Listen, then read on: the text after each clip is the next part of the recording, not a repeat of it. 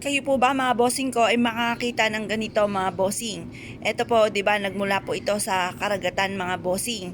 Ito pa mga bossing ko ay nagmula sa kalikasan, kaya iyan po ay may dulot ding swerte lalo na kung sa karagatan or sa ilog or sa sapa.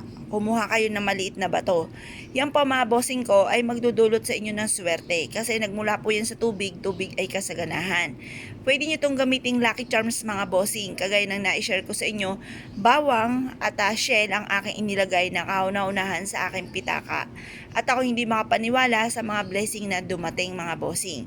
At yun po ay syempre kinariri ko rin po mga bossing ko ang mga paggawa ng mga pampaswerte at tapos ako hindi nakakalimot magdasal at syempre lalo ko pong sinipagan mga bossing. Ito po ay isa sa mga magdudulot sa inyo ng swerte. Sa aming mga bossing ko na paso, kapag ako'y nagdidilig, kung mapapansin ninyo, ang daming shell po doon, mga bato na ganito mga bossing, mga korales, aking harap ng tahanan mga bossing ko sa may paso kasama sa halaman.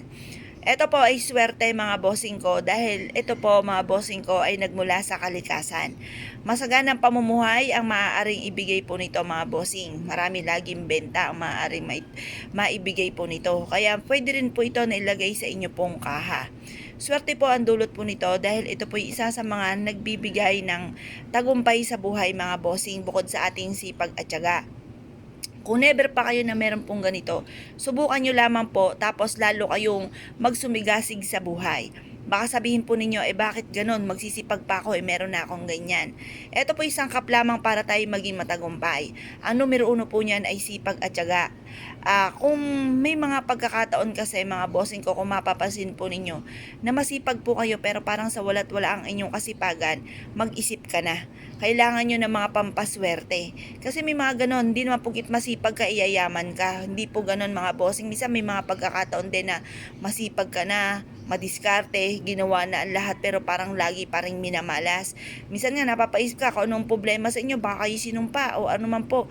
Ngayon po mga bossing, mas mainam bukod sa sipag at tiyaga para tuloy-tuloy ang pasok ng swerte, sabayan nyo po ito ng korales na kagaya po nito or ng mga bato na kagaya po nito na nagmula sa kalikasan.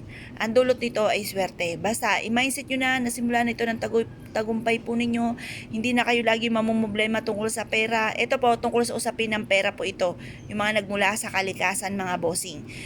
Kung kayo po ay lagi may problema sa pera, subukan nyo po mga bossing ko na mag-enter ng ganito sa inyo pong harapan ng tahanan or kaya sa wallet po ninyo. Ang dulot po nito ay swerte. Obserbahan nyo po ang mga blessing na darating.